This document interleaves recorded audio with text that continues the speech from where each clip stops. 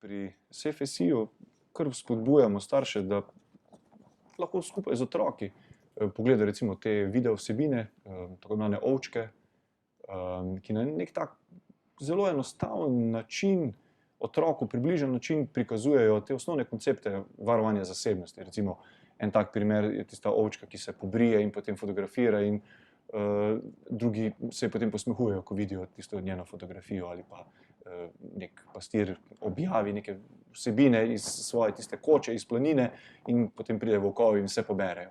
Torej otrok začne razmišljati, nekaj če objavim na internetu, se pravi to vsi vidijo, je potem neka možnost, da mi nekdo to potem vzame, ker ve, ker ima to informacijo.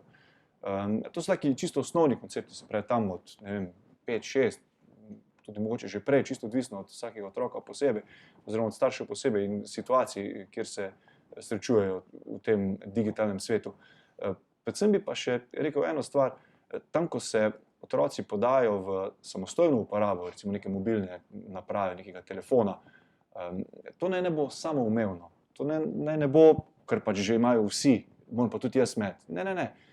S tem, ko ti dobiš neko tako napravo, nek telefon, pametni telefon v roke, ti prevzemaš neko odgovornost. In tukaj bi jaz kar priporočal staršem kot prvo, da naj tak nakup te naprave ne gre iz otrokovih prihrankov, se pravi, da naj je ne kupi on sam z svojim denarjem, ampak naj bo to družinski nakup. Kot drugo, pa mogoče se zvečer usedejo za mizo, list na mizo, pa napišejo prvo pravilo. S tem telefonom ne bom drugih fotografiral brez njihovega dovoljenja.